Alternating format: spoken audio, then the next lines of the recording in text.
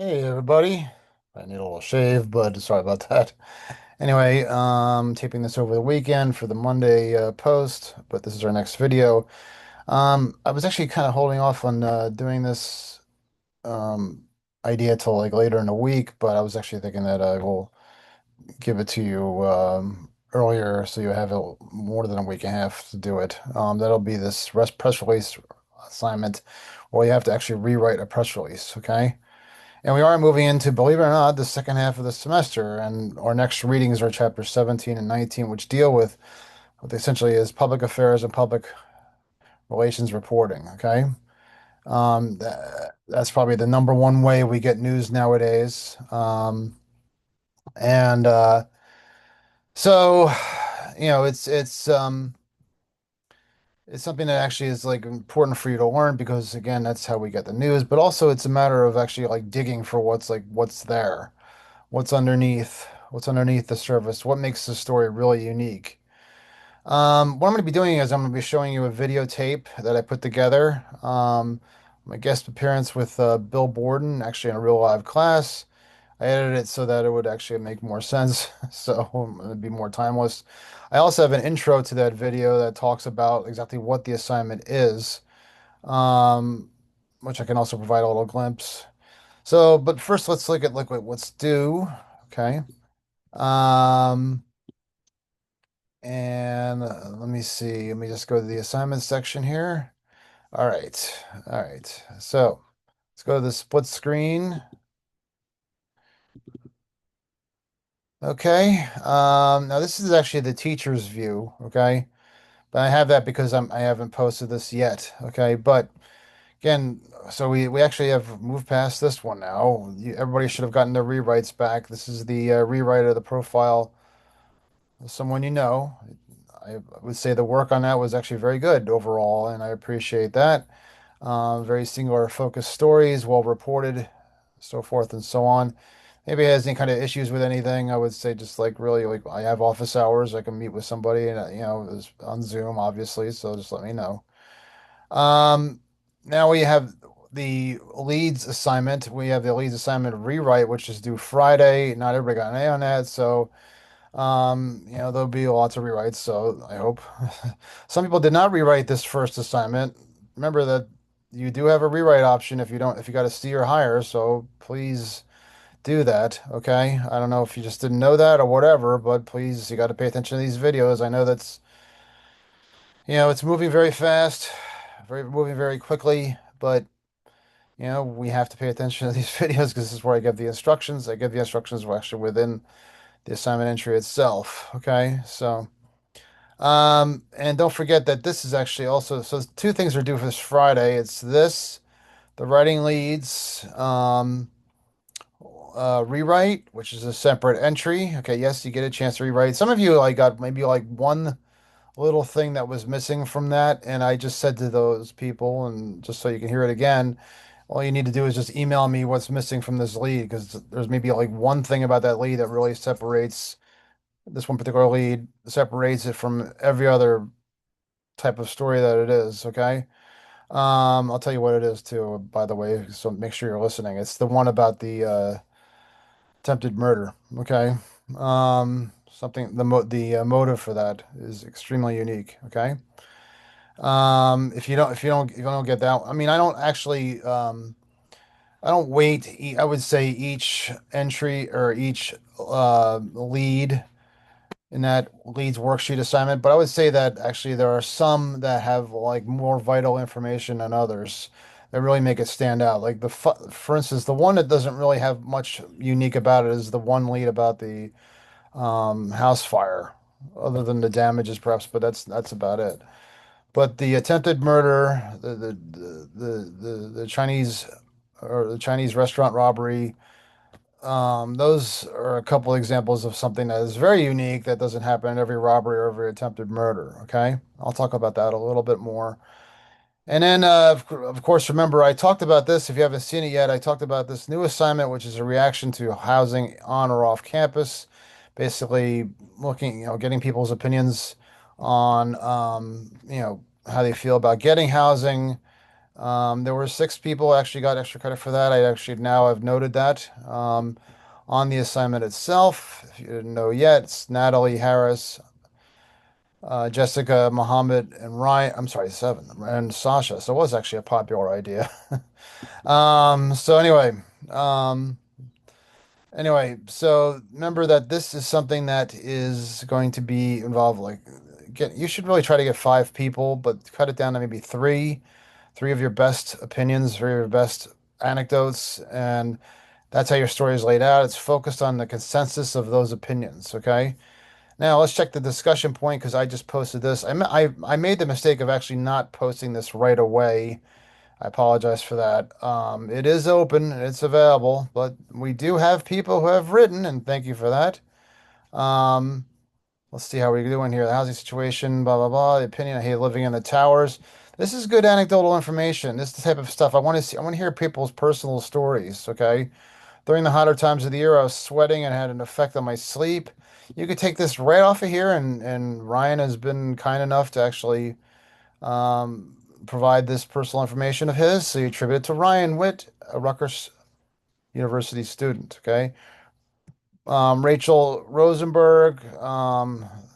Yes, of course, it's also about the condition of the housing too. The toilet in the hell bathroom was yellow. Ew, and grossed me out. Okay, so that's a little gross, but that's actually very good information, a very good anecdote. Thank you, Rachel, for contributing that. And I mean that. It's not sarcasm.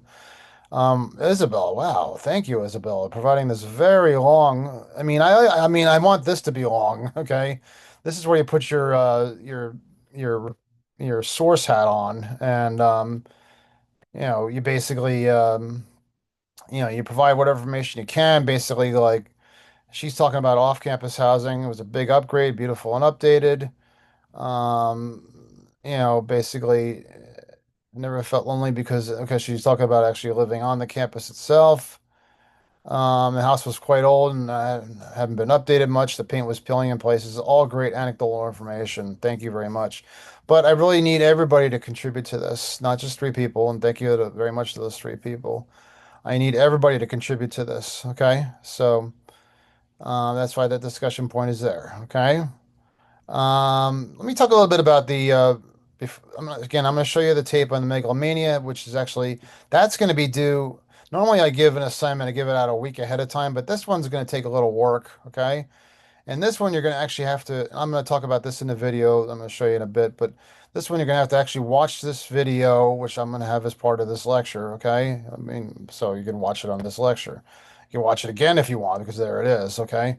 But anyway, what you're going to do is you can take a press release and you're going to rewrite it, but you have to dig into this press release. You actually, and I'll talk about this again, but I'm giving you guys, like I said, normally I give people a week ahead of time for an assignment. So I was going to give it out on the 13th, which is this Friday, but I decided to actually give it out today because it might require a little bit of legwork, and I want to give you guys a little bit of headway. And I know it might be a little confusing having like the leads rewrite, the housing reaction story, and this do at the same do all around the same time. But I wanted to give you a little bit of headway. This one will be actually be due not on the 13th, it'll be due on the 20th. So you have what?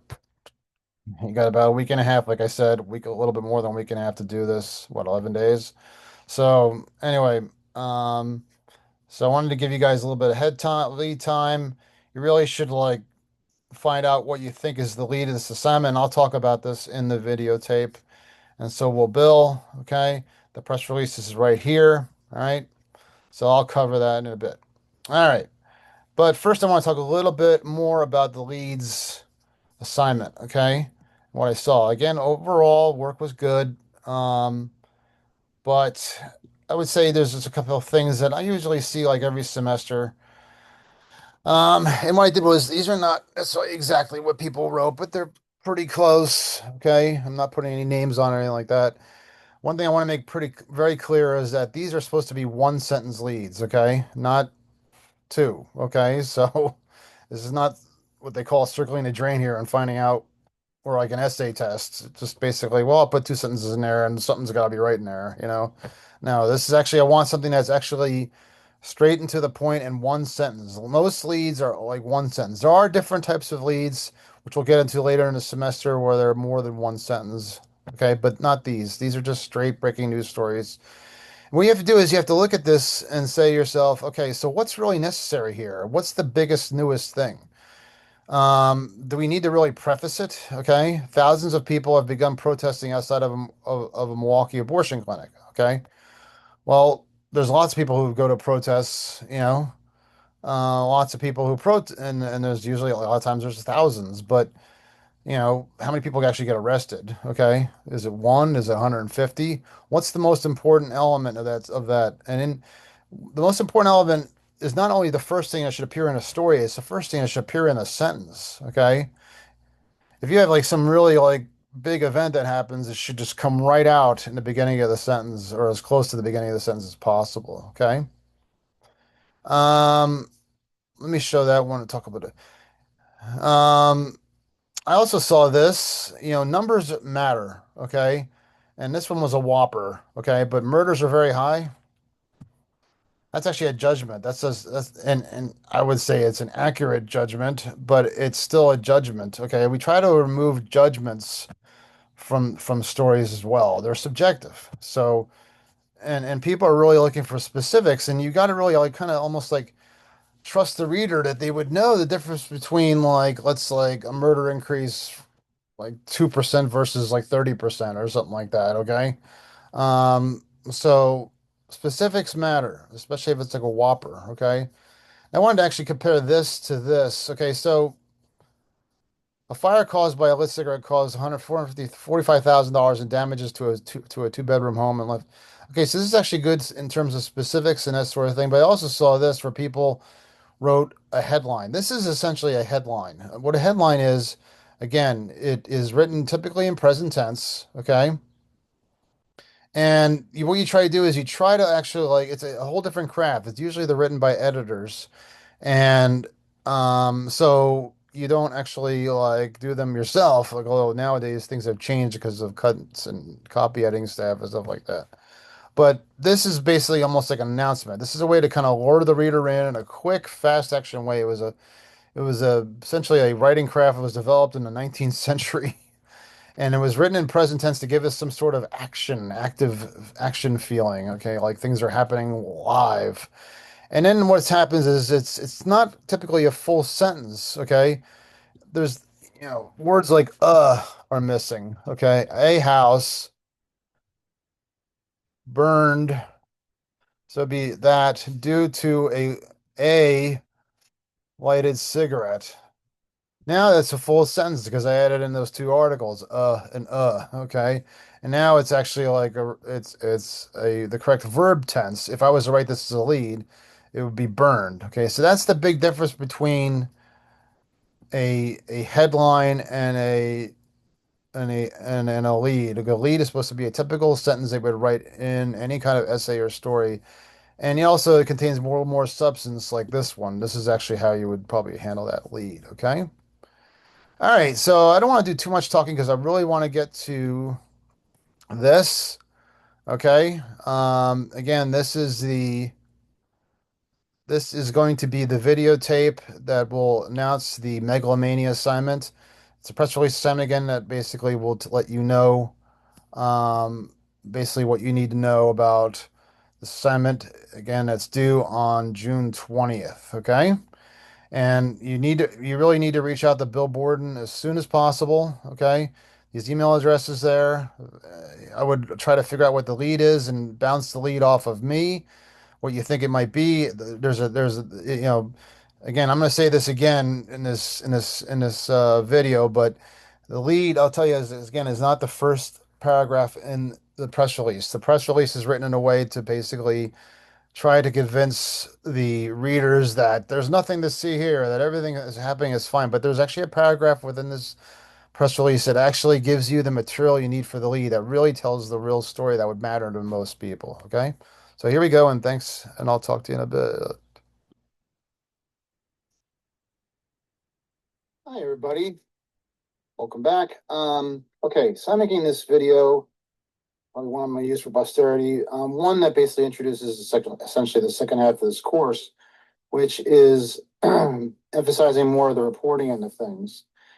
this is going to be a story you're going to do. It's going to be derived based on what do you want to call it? A press release, remaking of a press release. So press releases are essentially probably the number one way news is delivered right now, and how it's received and how it's essentially processed. It used to be like you actually would go out on your own and do it your own. What I did in this particular lesson is I had a guest speaker by the name of Bill Borden, and you're about to see him in the rest of this video. And what he's going to do is he's going to give you a background into essentially what is business reporting and public relations journalism. And in those particular areas, you really do have to dig. You really do have to get information, because how it's typically delivered to you is in a press release.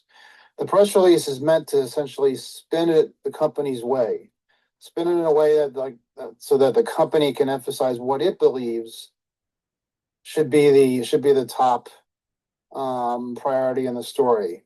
But what you need to do is you need to basically take that press release and look at it and say to yourself, is this the press release, the way it's focused? Does it really matter to people? Does it really, when people shop at a store, do they really care about what's actually in this first paragraph? Because as we talked about in news stories, the first paragraph has the most important stuff. Now, let me now, the reason why I'm actually I've given this little introduction to Bill's appearance, which is essentially what this video is about, is because well, first of all, I did this in a class lecture, and the press release didn't really show up very well on the didn't show up really at all on the video, so I'm going to show it to you now. The second thing is that I think it's appropriate to actually provide some sort of introduction to Bill's appearance in my classroom, because to provide some sort of context for what we're doing and why he's speaking. He will give instructions on what to do with this assignment, and I will too, but I'm going to give you some preliminary instructions right now. So let me just share this screen. Okay. Okay, here it comes. Okay. All righty. Now that, all right, so this is the press release. Okay. And Bill will, as he'll say later on in the video, will act as the contact. This is a made up press release. This is actually something that's fake. Okay. So we're going to play a game of pretend here. All right. And the game of pretend essentially is that you're going to write about something that actually is, I should say, it is based on something that actually happened. But you're going to write on something, you're going to dig in for information for a story that's going to be based on this press release, as I just said. Now, here's the deal. Here's what you really need to keep in mind as we discuss later in the video. So when you actually do any kind of business reporting or any kind of contact with any kind of reporting, really, whether it's political or whatever, and you're dealing with public relations agencies, as I noted, they're trying to get their message out. What you have to do is, again, you have to look at what they present, and you have to say to yourself, okay, so again, what is that really matters to the people overall? So when you look at this press release, you'll see actually that it's about this company called Megalomania Media Company, and it's a made up company again, and they're the leading provider of entertainment. And this is an exercise in not just in digging, but also in news judgment. Okay, so you have to basically judge to yourself when you are given this news information, which is often given to business reporters all the time. Yes, maybe this would matter with what they're doing is they're forming an office of the chief executive, a broad restructuring of management roles. The company's restructuring. So that might matter. Sorry about my dog there. That might matter to a lot of people who are, within the business world themselves. What you want to do is you want to sell a story to the world at wide. Okay. And when you see something that says about a restructuring, you're not really going to be that really interested in it. If you're the average person, you're not really going to give a crap about whether that's actually something that should matter to you. Okay. So what you have to do is you have to actually essentially look through the story to see if there is actually something that will actually matter to you. Okay, will matter to everybody. It doesn't always happen. Okay, restructuring of rules hiring new CEOs, things like that are stuff that happen all the time in journalism. And in fact, we have a section in my magazine, Best Review, where we actually list essentially all the big executive changes all the time. But sometimes you get something that's buried in a press release and you say to yourself, wait a minute, that needs expansion. That needs more emphasis. That's something that can matter to a broader audience. Okay. So in the video with appearance with Bill, I'm pointing to this and I'm showing everybody basically. I'm not going over it very specifically in the video, but I'm talking about how this lists like a bunch of things, developments have happened within the company. What you have to do is you have to find there's essentially one paragraph that basically stands out overall. It gives a clue into something that like goes beyond business sense, goes beyond, maybe you can even argue that goes into essentially some sort of, subject matter that deals with lack of morality, or that, to put it mildly. Okay. That basically is something that could happen to anybody, anything in any kind of field, politics, florists, I don't care. Okay. So here, right here is you have the Office of Chief Executive of Restructuring, and then they talk about essentially who is essentially being put into these management roles. Okay. And they go into some, again, actually, some of these names are actually not made up, but it's a made up story because what my friend did, he's an old Mets fan and he inserted names of old Mets players in here. So anyway, for lack of a better term, basically, point was there essentially is we don't want people Googling to find out a real press release and just do whatever story was made out of it. So we want you to do this on your own. Kind of like, like my argument about AI, the same thing. We want you to do this on your own. We want you to do something just and copy, we don't want you to copy something from somewhere else. So it goes into some more detail about Mion. That's what Felix Mion is one of the, I think he's actually the new chairman, and what they do, some of the stuff they do. They have a people's first approach. He has some of Bill's dark humors here, that sort of thing. Okay. What Youngblood did. Sorry, I got a little smaller. All right. And then how this management structure is going to allow them to pursue a broad range of entertainment, that sort of thing. Our corporate culture will not change one iota. I'm sorry. Keep telling people working here and keep shareholders happy. And it says the board of directors has asked for and received the resignation of Marv Bronson, co-founder of Megalomania Media, and the board's actions were taken after internal investigation and a consultation with external counsel, the circumstances related to his conduct. And then it essentially says they concluded that the facts reflected poorly on Mr. Brosman's judgment. All right, so the point here is that you basically have to kind of figure out in this story, what is the stuff that matters to more people than just like some small group of people who are nerdy business types. Okay. Something that maybe maybe people read, like People Magazine or TMZ or that sort of thing. Okay. And essentially like turn the story upside down. And so whatever subject matter you find in this press release, that needs to become the focus of the story. That needs to become the lead of the story. Okay. And then what you have to do is you have to go to Bill you have to email Bill. I was just doing that right away because you have, a limited amount of time to do this story. Okay.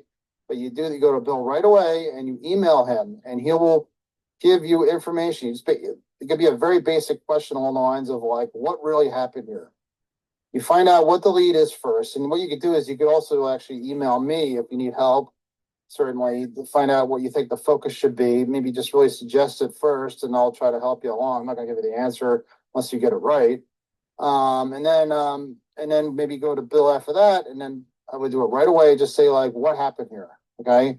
And what he'll do is he'll provide you some information, some documents that will, sorry for the noise, that will actually,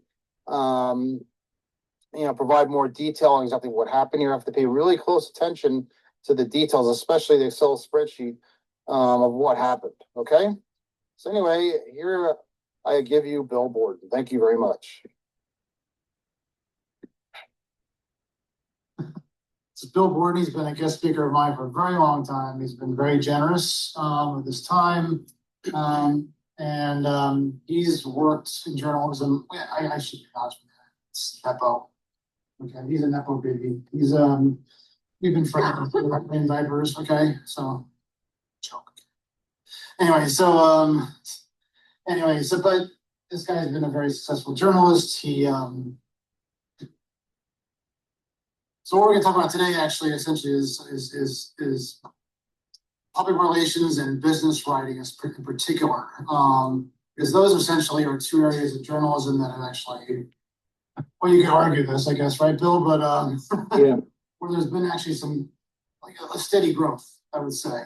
Yes, there's been cutbacks in PR and something like that, but these are two career options for you to consider if you actually do think about going in journalism. I know a lot of people, in my classes actually don't go into journalism now. That's fine. So Bill has actually worked in these fields for a very long time. He worked for Reuters, which is one of the largest business news agencies in the world. And he also worked for various PR agencies. And now he works with me at AM Best. So, which is essentially is business journalism. And the thing about business journalism is that it's probably, like I said, there's growth, but it's probably the most basic way to learn how to like really write and report. When you think about it, like what's like a typical business story report about? Stocks, very good, yeah. And what does stocks involve? Money, right? Money, economy, all that stuff. Okay, so it's so you have to do a little bit of digging sometimes, and we're going to talk about digging and how to get that information and what's behind the numbers and stuff like that. But first, I'd like you to actually, it's important for you to actually meet people who are in the field and have actually succeeded in it. Bill, like I said, worked for Reuters, one of the largest news agencies in the world, and he worked for various PR agencies. Bill, why don't you tell us a little bit about yourself that I haven't already told you? Who are you? Anyway? Oh, okay. What are you all about? Well, Tom and I went to the same elementary school together, or I should say, Professor Davis and I went to the same elementary school and high school, and we both edited the high school newspaper as seniors, and then we went our separate ways. Tom went to Rutgers. I went to what is now known as the College of New Jersey. Back when I was there, it was Trenton State College. And then let's see. Well, we both worked at our respective college newspapers. At Trenton State College, I worked at a weekly called The Signal. We published every Tuesday, so my Monday nights were usually spent putting together the college newspaper. I was a production manager, a news editor, and a sports editor while I was there. I also obtained internships at the Trenton Times and the Asbury Park Press. A bit of advice to all of you: if you have any interest in going into the writing field, journalism, get your clips while you're in college. There's no better way to go into a job interview than to have a portfolio of published work. It's funny, Bill, because I love my son and everything, but he now he wants to go into journalism, and he just graduated college, and like the whole time he was in Boston, I was like, "Look for the newspaper." Yeah. And it's not like actually working for the newspaper is actually, you don't have to be in journalism to work for a newspaper. It's actually good to get some sort of portfolio, I mean, it's in fact, you can work for Patch for nothing. I mean, nobody likes that, but that's probably numero uno if you want to get like some sort of a job, maybe soon after college, something like that, is have some sort of portfolio balance. Yeah, and it's really, really an easy time to do it. I mean, your college newspaper always needs the help. They'll, sometimes you have to get past the clickiness to get assignments, but usually they'll give you easy assignments at first just to see if you could write well. And I'm sorry to interrupt you, Bill, again, I'm sorry. My niece, by the way, was a microbiology major at RIT, and she was like the editor of the newspaper. So, and now she works at Rutgers as a microbiologist. How about that? Oh, very cool. No, and I think, I think it's important to get a broad range of experience. In some ways, I think sociology would be as good of a major to lead you into a career in journalism, because that gives you some idea of looking at bigger picture issues or themes or trends that you see in the industry. But I think what's most paramount is writing well, writing clearly, writing accurately.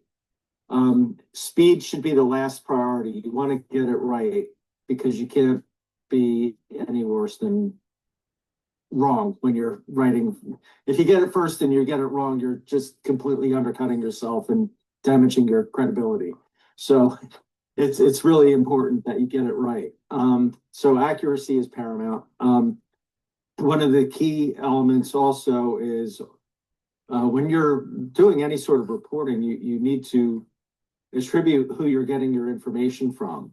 That's the first question that any reader or editor is going to have, is who says this, who is saying this. And it's really a key element in financial reporting, political reporting.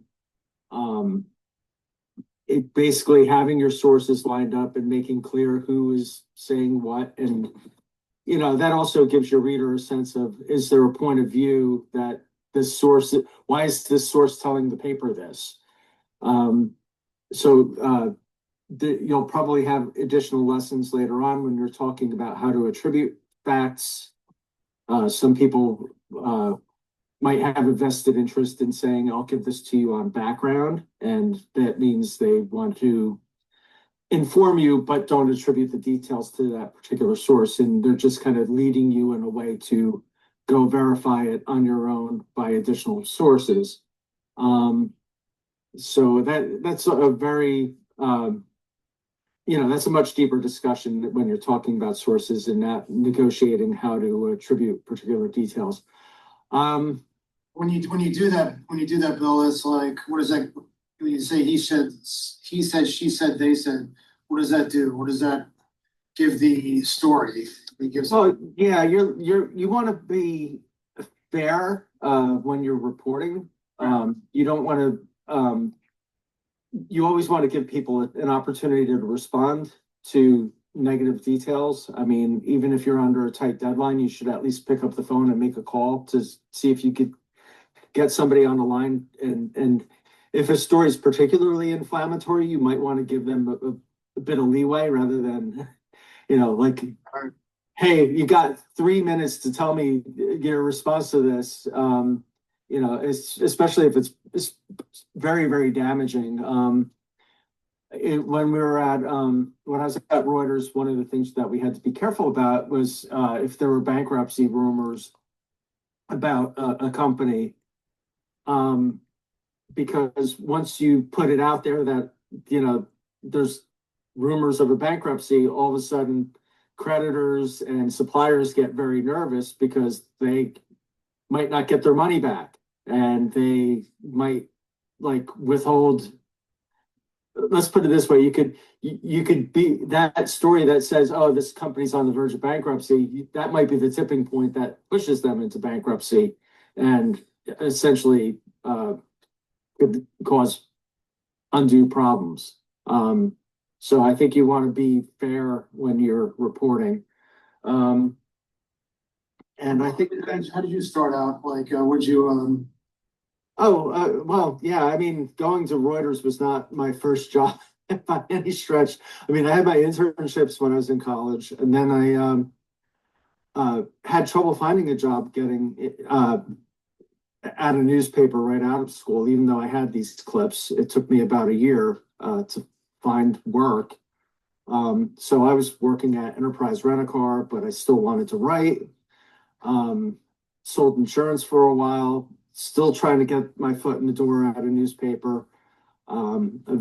Eventually I worked at the Ocean County Observer and then the Times-Beacon newspapers, working at a weekly. And at that weekly, I covered everything from town hall, school boards, police, feature stories, community events. I mean, it was really a good starting ground to get a lot of broad exposure and a lot of writing done. I was responsible for filling 4 broadsheet pages, which is no easy feat every week. So you kind of wrote longer than you might otherwise would, especially when you're covering town meetings. What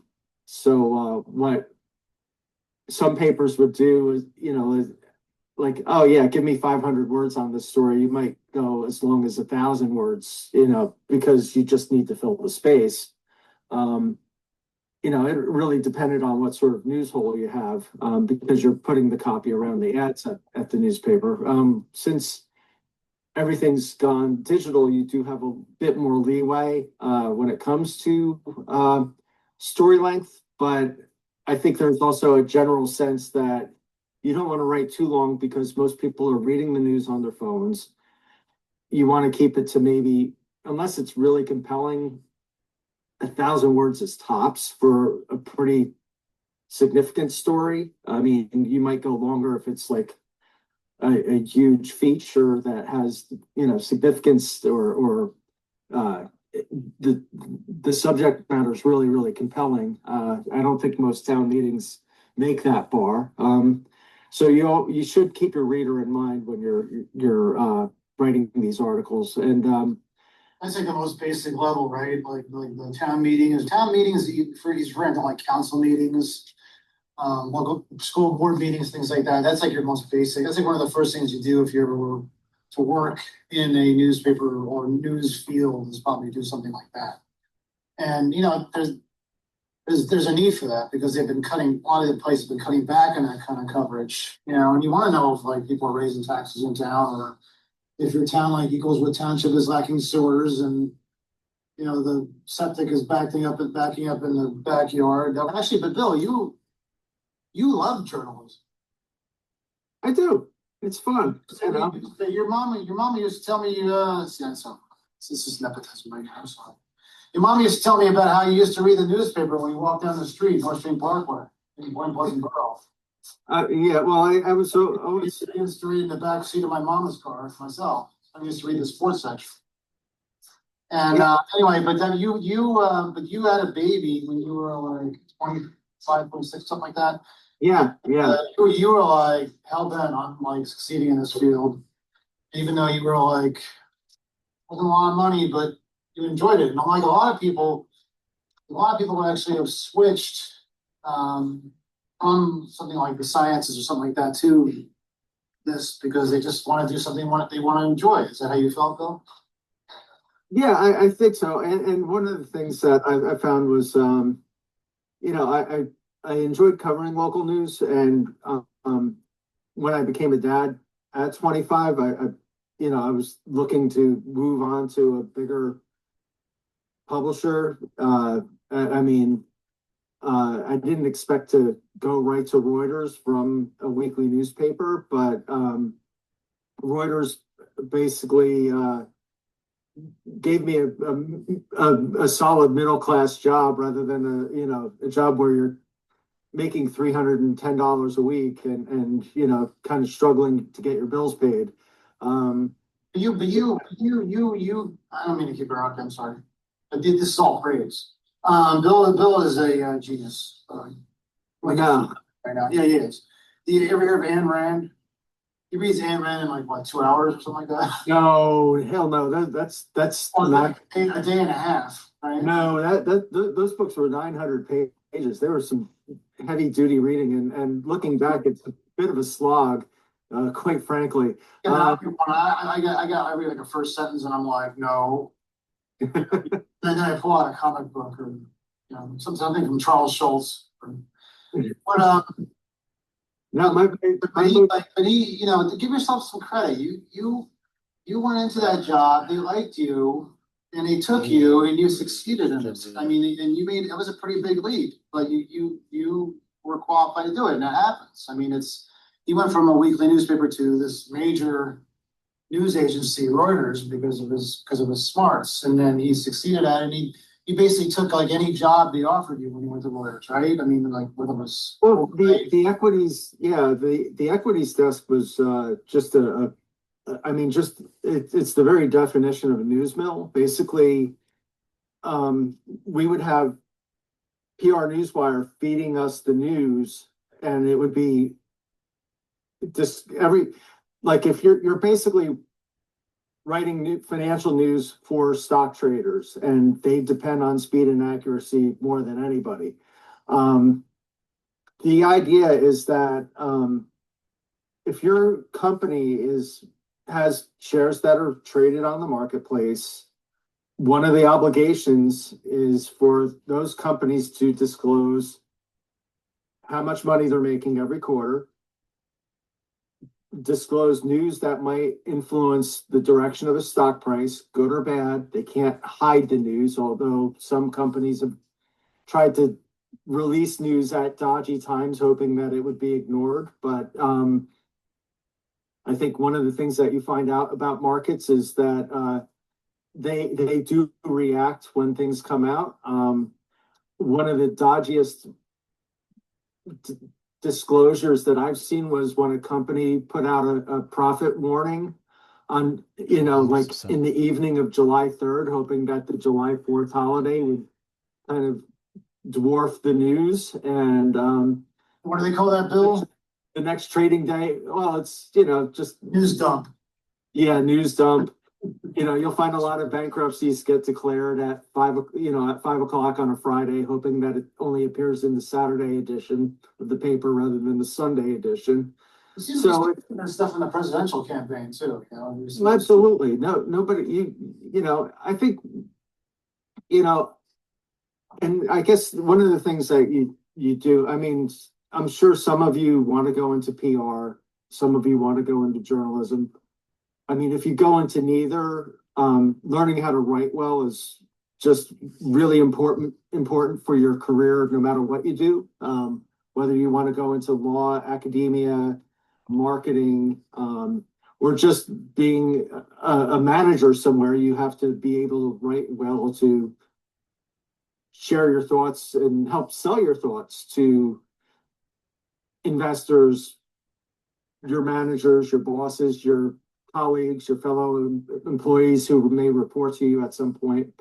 I also, if you do want to go into any sort of management field, I also highly recommend developing presentation skills. Being able to speak in front of a crowd and articulate a plan is a crucial skill for leadership. I can't stress it enough, because I think just putting up a bunch of slides and talking, regurgitating what you see on a slide doesn't really do much as far as presentation skills. I think you need to be able to go up and use those slides. If you're going to be using the slides, what you want to do is talk to the slides, not just regurgitate the slides. So those slides are only tools to keep you on track if you're presenting before an audience, and just don't use them as a complete crutch or your audience. So that's a little bit of a sidetrack there. But in terms of going into I mean, I was at Reuters for 12 years, so just go back to that. I worked at the equities desk. I covered retailing. It was fun for a bit. I also moved into the field of healthcare because I got tired of retailing. I think one of the things that would help you in your career is to be willing to learn what other people don't want to learn. Hard subjects are always good. Science, economics, technology, I think will give you a much more stable place in the job front, rather than focusing on writing about pop culture, because it's very hard to break through doing that, because it's kind of seen as light material. Well, you cover the Versace family. I did. Like I said, I moved on after a few years of covering retailer, but I mean, there are fun moments. After Gianni Versace was murdered in front of his home in I think it was Miami Beach. He was down in Miami, but I don't know if it was Miami Beach, but it was in one of the most affluent neighborhoods in the city. He was murdered by a man. I think it was 1996. But his family had to show that the business was still viable, even though Gianni was the guiding creative force of this business. Fashion. So yeah, so his family invited a bunch of reporters over, and it was quite a shows you really how the other half lives, because he had this mansion down in Miami, but he had a townhouse on the Upper East Side that was barely a stone's throw away from Central Park. And I met Donatello Versace. I met his brother Santo, and they kind of did this meet and greet with reporters to let them know that the business is still going on. I ended up coming away with this story. The brother was talking about actually taking the company public. It never came to be, because, I mean, when you do take your company public and sell shares to outside investors, you kind of have to like do a lot of disclosures. And, I think family businesses, I mean, it does help with bringing in new capital, but if you're essentially bringing in enough capital and keeping the family happy, I mean, why do you want to open the doors to having other people tending to your business? I mean, you'll see it in the technology world where, I mean, here's an example. Mark Zuckerberg basically took Facebook public close to 20 years ago. I mean, at some point he needed to, bring in additional capital, because he had other outside investors that were looking to cash out. And that's the way the venture capital business works. You pitch your company to them, they come in, they fund it, but at some point they want an exit so they could go and invest in the new next big thing. And what happens is those successes cover a lot of failed investments at venture capital firms. So it's one of those things that, they know what they want to do. They know what their holding period is for companies. So they don't want to be sitting on, they don't want to, when a company's public, the fastest growth is typically behind it. So they want out and they want to go in and put their money elsewhere. So that's, that's just one of those things that you have to be mindful of. Actually cross over into PR. Like, I know you went to graduate school, which I recommend to anybody because that's the way things are nowadays. Yeah, I went to night school at Montclair State, and picked up an MBA going to night classes 2 days a week. And some of those days were kind of rough because I would be up at 5:30 in the morning at my desk by 7 a.m., work from 7 to 3, and then get in my car, go to Montclair State, do my homework, and then go to class till about 9:30, and then get home by 10:15 or so, and then I wouldn't be able to go to sleep till about midnight. And so then you get up at 5:30 and start it all over again. There were a lot of times where you find yourself working on projects after your class, and you might be going to work on 3 hours of sleep. Not something I recommend, but that's just sometimes what the circumstances dictate. So I studied finance. So I do have some quantitative skills beyond the reporting skills that I gathered. And with the finance, You know, it's funny, with the graduate degree, I did take some business classes as an undergraduate. So I took financial accounting, managerial account, managerial accounting, macro and microeconomics, marketing. So I did have a couple baseline courses in business before I went to get my master's, but I found that with the master's level courses, we covered what I learned in the undergraduate class for a full semester in 3 weeks. And then they would just, it was like next level kind of work. You basically, that whole adage about you do 1 hour of classwork, you put in 3 hours of classwork on top of that. That was typically the norm. And with final cut projects, you might find yourself doing even more than that. So I graduated that with an MBA in 2002. About 3 years later, wire service reporting is a bit of a treadmill. I mean, you can make a great living doing it. I was looking for new challenges, so I went into public relations.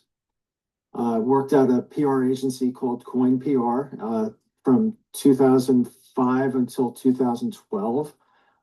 It was a fast-growing agency. We had some top-flight clients there. I worked mostly on their healthcare and higher education accounts. What you'll find is you basically learn a bit about business strategy and where PR, public relations and communications fits into a marketing plan. And there's the adage that advertising's paid for and publicity's prayed for. So you'll see huge marketing budgets spent on trying to get the word out about particular brands, but sometimes you need the PR element to help either amplify that marketing spend, or in some circumstances, you can, if it's done well, the PR program can actually help build the brand more effectively than the advertising element, because one of the things about PR is you need to be truthful, and you need to be true to whatever brand that you're trying to position when you're talking to reporters, or and I think with social media, you're seeing new refinements to how brands position themselves and how they build themselves. I think just about every brand today has a social media element to it, because this little handy dandy gadget, the phone, is as part, it's part of everybody's lives nowadays. So you do have opportunities for engagement there. So and I think that's one of the things that you want to do when you're doing any sort of public relations work, is engage your audience. Just like you would in the mainstream news organization, right? Yeah. Oh, yeah. You want to position yourself with reaching top flight media outlets. I mean, that's really what your clients are paying you for. So, I did work at Coin for 8 years, and then I moved up. Well, what happened was a client took some work in-house, and this is a thing that happens with PR agencies. Clients will take work in-house because they're spending lots of money, and sometimes when they make a budget cut, that basically leaves the agency in the lurch. And the agency, I was let go because there was, just a tight situation budget-wise. The client takes work in-house, there's $1 million hole that sometimes needs to be filled. And that's $1 million hole. Basically $1 million hole. And that's because of your brevity and your charm and your geniusness, you landed with your 2 feet flat on the floor at the world's greatest bird watch. What should I say? Insurance. Well, no, I worked at a few smaller agencies and you know, freelanced a bit. Then it turns out that one of my colleagues from Coin PR had found a position at KPMG, and I worked there for another 8 years, essentially. It's really wow. Who knows how long? Yeah, and uh, you know, that's one of those things that you really need to keep in mind, that it's important to build up that portfolio of good work over your career and have good working relationships with people over the years, because that's going to help you for your next position, no matter where you go. I mean, you know, if you act like an idiot or a jerk in the workplace, people remember that and they will hold that against you. So, you know, try and stay humble no matter where you go. Or just at least be nice to people. You know, I mean, you know. So I got a story, Bill. I don't mean to cut into your time, but I'll try to keep it short. Bill's heard this one before. Well, this is the extreme example, but I know a guy my freshman year at Rutgers. I won't say his name, Rob Schumann, but anyway, he was a little weird, but he was okay. It seemed right, and he was a big Mets fan. And then I didn't really see him for a couple of years, and then my senior year, he's walking around, just like kind of walk around aimlessly, and he starts eating lunch with me and stuff, and my friend Al Lubeck. And the next day, this is back when broadsheet papers were a big deal, you know, paper edition, across the front page, man arrested or indicted on 33 counts of sexual molestation or something. It was terrible. It was him. Jesus. So, yeah. So and I remember like some of the comments were like, I never knew, people were saying that stuff. 20 years later, I used to tell the story up to that point. 20 years later, I'm sitting in my newspaper office at the Bergen Record. It's around 2006, I think. And I see his familiar feet, his walk going across the floor. I'm like, oh my God, that's Rob Schumann. I kind of just said it like that. And then like person sitting next to me, you know, there was no time for me to think. I mean, I absolutely had to report this, obviously, but I did have a moment there where I was like, what do I do? And then like I actually said, oh my God, that's Rob Schumann. And then a woman next to me, her name was Ruthie. She goes, what? And I told her a little bit. She goes, I'm calling a lawyer. And turned out that they had to hide me in Trenton for a week. How do you get hidden in Trenton?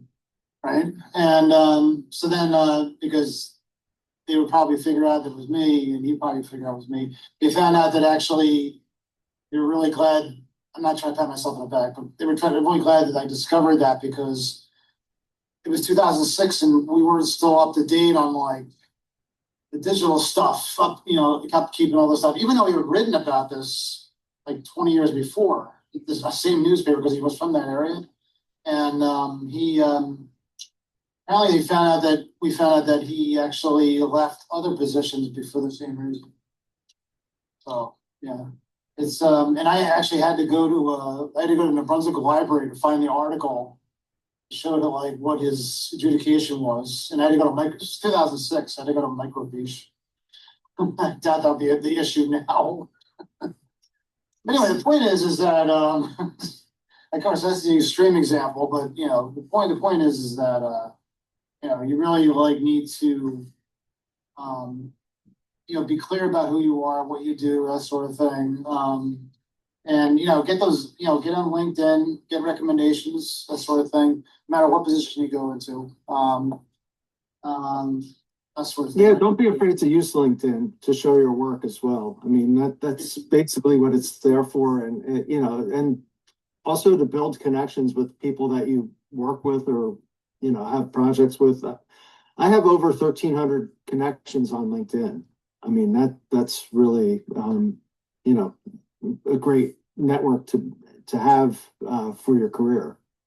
I'll kind of give an overview of the assignment. It's basically a fictional media company, Megalomania Media. So if you do any sort of Googling of the people that are referenced in it, you're basically, you will see old Mets players' names rather than people that are, Yeah, actually true business executives. this is gonna be a game of pretend, and this is what I put this morning, but since we're now moving into the reporting phase of the course, this time will require you to do more than just repeat what's told to you. This will look to get people to think on their feet. We're playing a game of pretend, as I just said, and you really have to act quickly. Okay, I know. Look, I was a student too. Bill was a student too. You know about the whole thing about like waiting till the last minute. I get it. To do stuff that's I understand, but this one really, you know, any kind of journalism, any kind of work really, but especially in journalism, I think. It's really like situational in terms of like what you got to do, what you got to, in order to get information, you got to like take into consideration the calendar, like when people are available and that sort of thing. Okay. Of course, this was a bigger issue before we had the internet, but when you had to rely on people on phones and stuff like that, you couldn't call people at night. But now you can like just email people, whatever, and then they'll answer you anytime. But the point is that it's really like a good to get a jump on things ahead of time, even just like sending out an email saying, what is this? Okay. What is this story about? Okay. So what you're going to get essentially is this, you have to act quickly. And what you're going to get essentially is this press release that's actually embedded into this story assignment. Okay.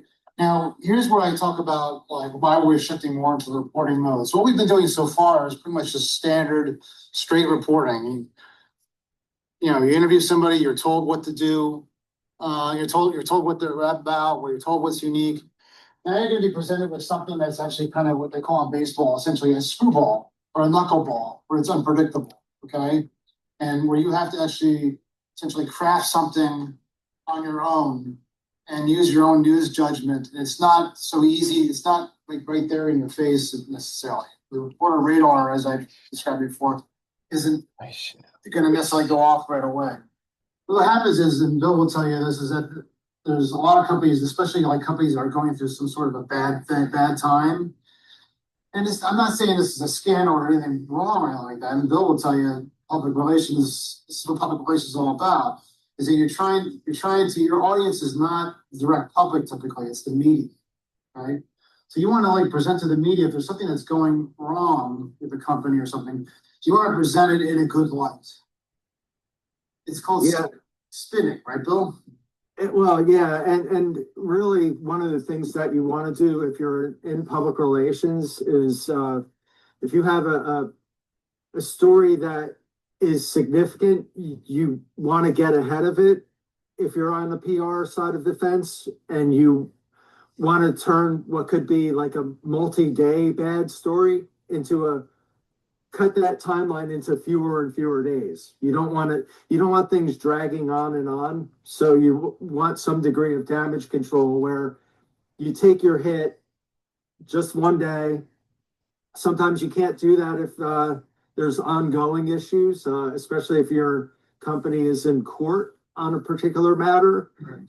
That's something where you have less control, but that's one of those things where when you're in the field of PR, you want to have a plan of action. Like, okay, how do you manage a communications plan when you have people saying bad things about your company in a court of law?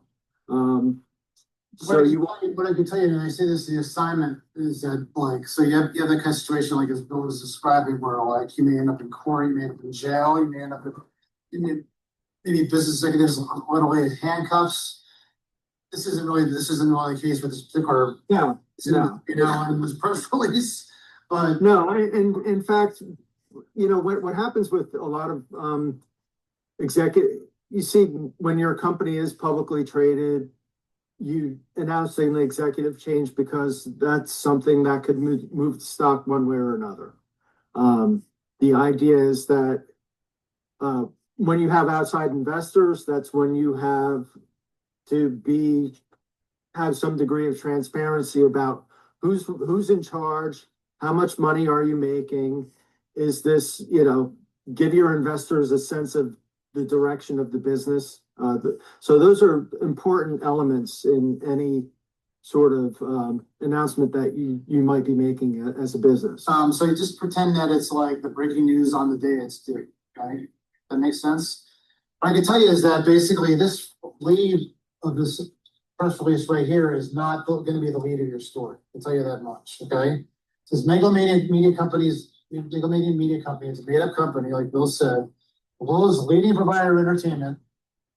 I don't know that. I mean, we got Disney in the world. This is what public relations does, is it basically wants to present everything in its best light. Nothing, I didn't say anything wrong with that. It's just part of business. And NASA is forming an office of the chief executive in a broad restructuring of management roles. Okay, so you have to ask yourself is, like, let's say I'm trying to shop for something, I don't know, at a mall or something like that. I want entertainment or something like that. And I go to the Megalomania store and I want to shop there. And I think to myself, well, I don't know if I want to shop there because they're going through a broad restructuring of management role. You think that would really happen? Nobody really care, right? Isn't that kind of boring? What you want to do is you want to humanize this. You want to TMZ this. You know what's TMZ? Anybody know? I mean, that's hyperbole, TMZ. But what's TMZ? Anybody know?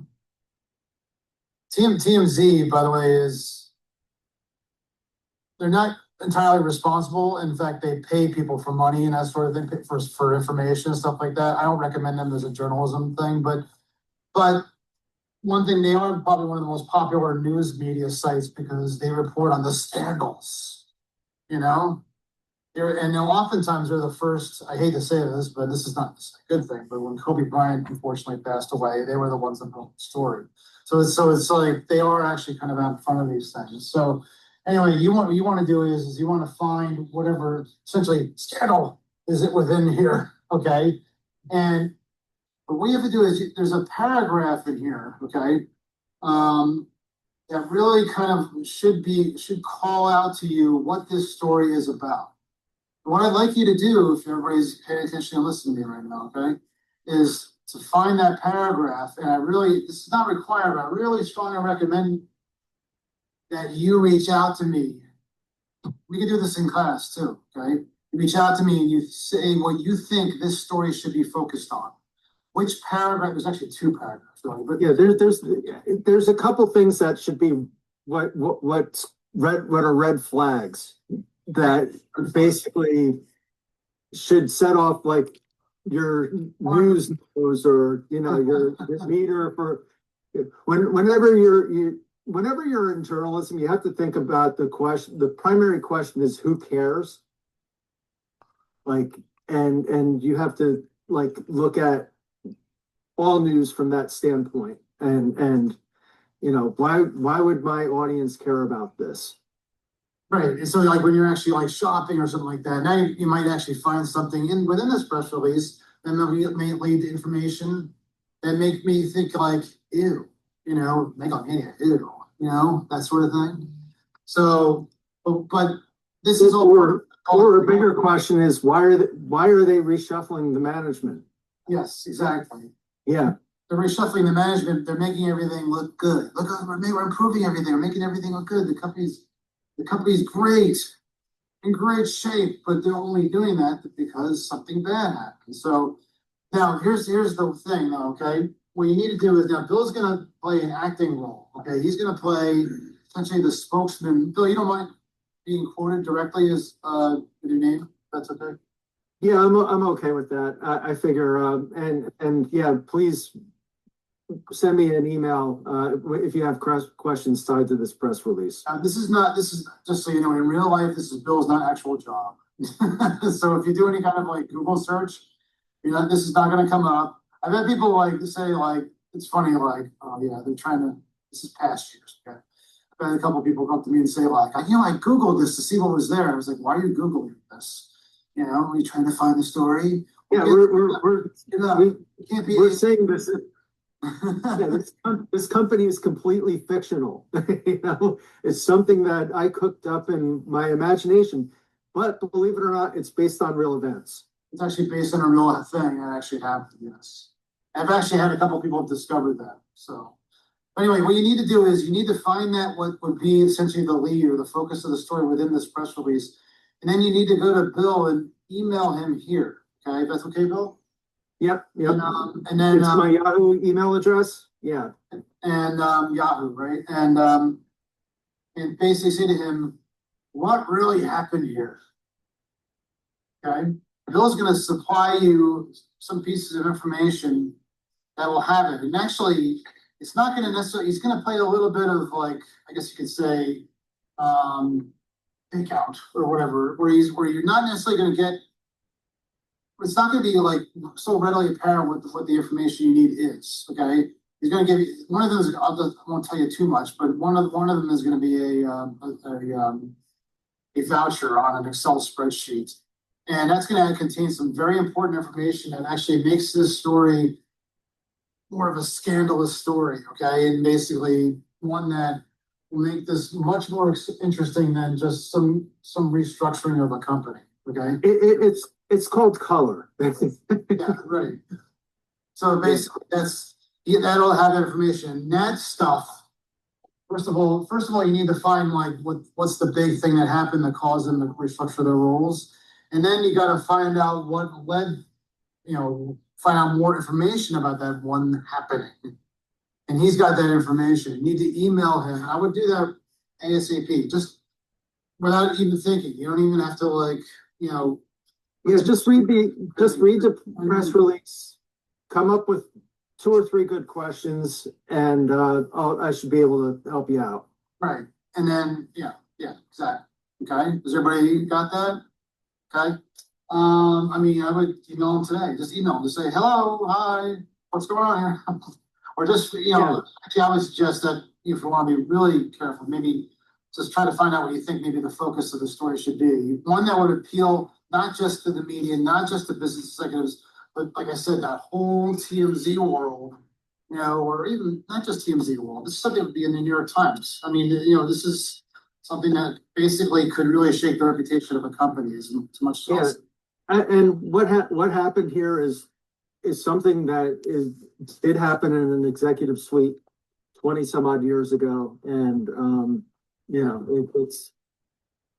it had it was at a very large company and had far-reaching consequences about companies being examined about how they're run and what's called corporate governance, where you see one of the things that when you have a large company, you have a chief executive, but you have a board of directors that's responsible with hiring the chief executive and setting broad policy for the company.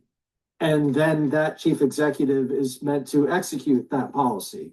So even if you're the top dog in any publicly traded business, you do answer to a board. And, there have been multiple times where I've had discussions with chief executives and they would be like, well, I got to sell this into my board. And, it's kind of one of those facts of life that they have to deal with when, they are held extremely accountable, believe it or not. If they don't perform up to par, they could easily be replaced. But that's a company with good governance. Where there's companies with lackadaisical governance, it's kind of like the CEO might pack the board with his or her friends, and that's where you have shoddy, that's where businesses tend to get into trouble, where you start to see, the board was asleep at the wheel, and they didn't really rein the CEO in. You can write a 500, 800-word story on this, just like we've been doing, okay?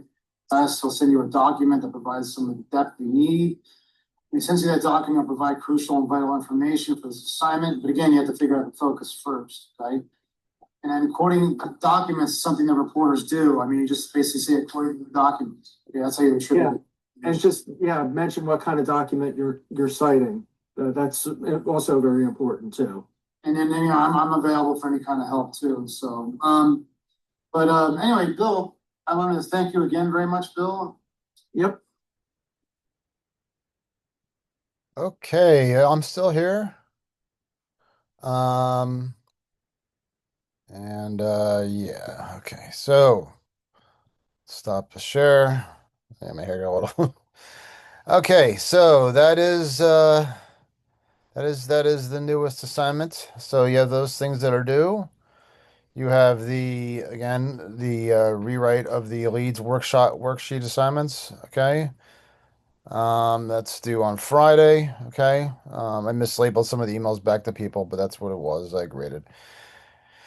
And you have the the reaction to the housing situation at Rutgers, which again could involve both just not just waiting for housing or getting housing, but also the condition of housing. There'll be a rewrite on that too. That rewrite will be due January 20th, but for now, let's just worry about what's actually legally due, and that's essentially again the 13th, this Friday. Leads worksheet rewrites. The housing reaction story, and I say reaction, it's not a housing story, it's a reaction story. So don't make it a story about housing, okay? And then of course this Megalomania press release rewrite. You got all the details on how to get back the bill and all that stuff. We'll do it right away. You got a week and a half to do that. It's due June 20th. All right, everybody, thanks very much, and I'll be talking to you.